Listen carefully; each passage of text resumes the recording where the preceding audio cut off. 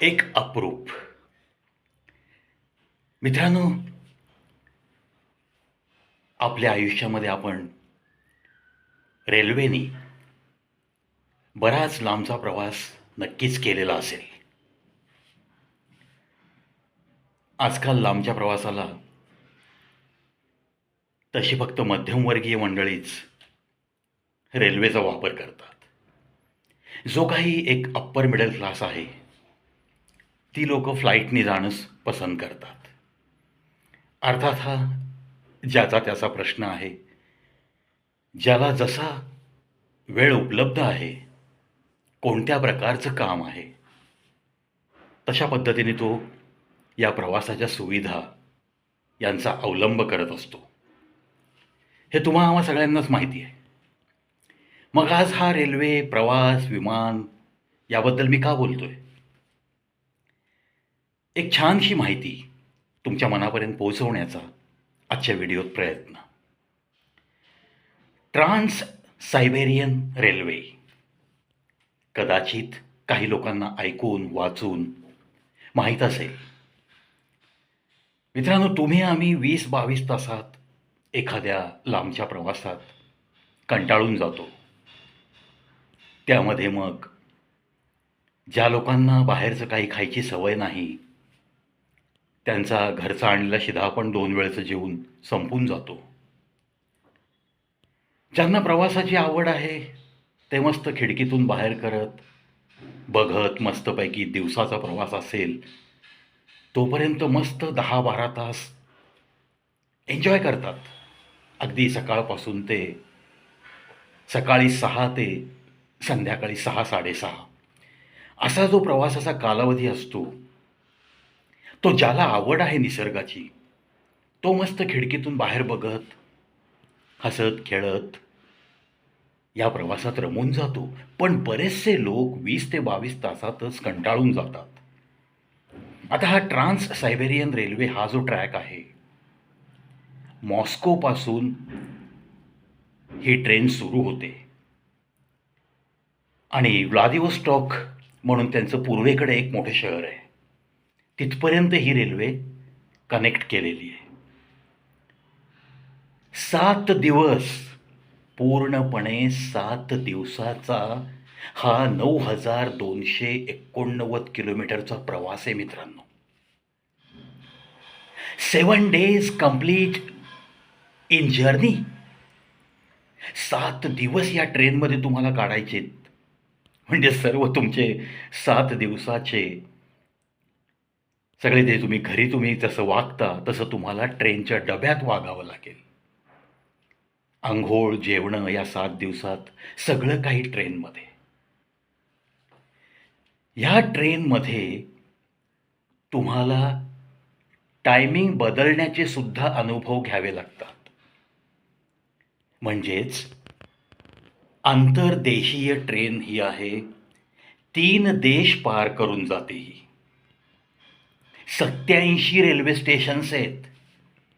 या 7 दिवसात मंगोलिया, रशियामधनं निघालेली ट्रेन मंगोलिया आणि चीन पण ओलांडून पुढे त्यांच्या रशियातल्या या पूर्वेच्या या मोठ्या शहराकडे जाते, व्लादिवोस्टॉक.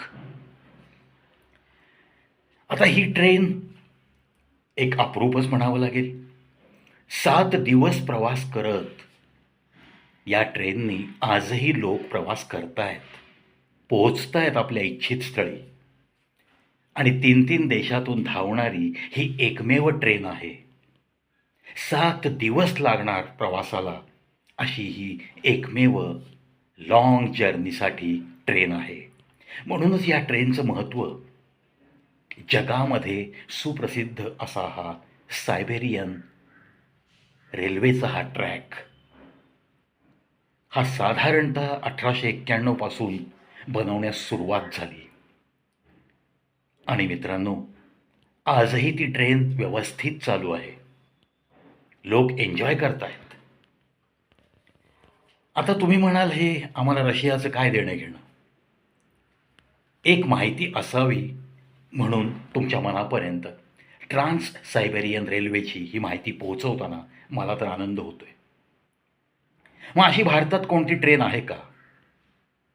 7 दिवस लागणारी नाही आहे, पण आसाममधून दिब्रुगडमधनं निघणारी आणि डायरेक्ट कन्याकुमारीपर्यंत त्याची कनेक्टिव्हिटी ठेवली आहे, अशी एक ट्रेन आहे विवेक एक्सप्रेस. साधारणतः 4,300 किलोमीटरचं हे अंतर पडतं. पण तुम्हाला या ट्रेनमध्ये सुद्धा जवळपास 4 दिवसाचा प्रवास करावा लागेल. आसाममधनं दिब्रुगडला तुम्ही बसलात तर कन्याकुमारीला पोहोचण्यासाठी तुम्हाला तब्बल 4 दिवस या ट्रेनमध्ये घालवावे लागतात. आपल्या भारतातली सर्वात लॉंगेस्ट रूटची ही एकच ट्रेन असावी.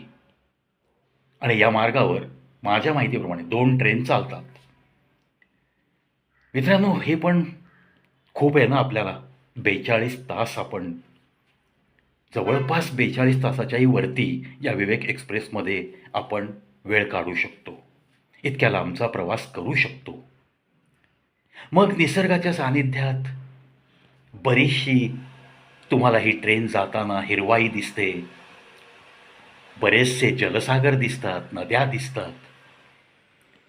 ती जर आवड असेल तर दिवसा प्रवास करण्यासाठी विवेक एक्सप्रेस अतिशय सुंदर ट्रेन आपल्या भारतातली. म्हणजेच जशी ट्रान्स सायबेरियन रेल्वे लाँग रूटची आहे, त्याच पद्धतीने भारतातली 2 टोकं जोडणारी ही पण एक लाँगेस्ट रूटवाली ट्रेन विवेक एक्सप्रेस. खास थोडीशी माहिती आपल्या हृदयापर्यंत पोहोचवण्यासाठी हा व्हिडिओ. ज्यांना प्रवासाची आवड आहे त्यांच्याशी नक्कीच ही माहिती शेअर केल्यास त्यांना उपयुक्त ठरेल. आणि हो, आपल्या भारताची ही प्रगतीच आहे ना. आज आपण आसाममधनं निघून डायरेक्ट तामिळनाडूपर्यंत एखाद्या रेल्वेने जाऊ शकतो. ही पण आपली प्रगतीच आहे. अर्थात त्याच्याही पुढं आता आपण चाललो आहे. Vande Bharat sleeper coach, fastest train, जवळपास 160च्या स्पीडपर्यंत आपण आता पोहोचलेलो आहोत. अगदी आता चायनासारखी मॅग्लेव ट्रेन जी 450 किलोमीटर पर आवर याच्याने धावते आहे. आज जापान त्याच्याहीपेक्षा पुढं चाललेलं आहे. होईल हळूहळू प्रगती आपल्या भारतामध्ये सुद्धा. अर्थात या सगळ्या गोष्टी अंमलात आणेपर्यंत भरपूर पैसा लागतो. आज एक बुलेट ट्रेन आपण गेली 9-10 वर्ष ऐकतोय आणि आत्ता त्या हळूहळू पूर्णत्वास चाललेलं काम आहे. अहमदाबाद, मुंबई. चला त्या मोठ्या कामासाठी शुभेच्छा देऊयात आणि आपल्या भारत देशाची अशीच रेल्वेमध्ये भरपूर प्रगती व्हावी याच शुभेच्छांसह या व्हिडिओमध्ये इथंच थांबतो. पुन्हा भेटूयात अशाच काही रोचक माहितीसह.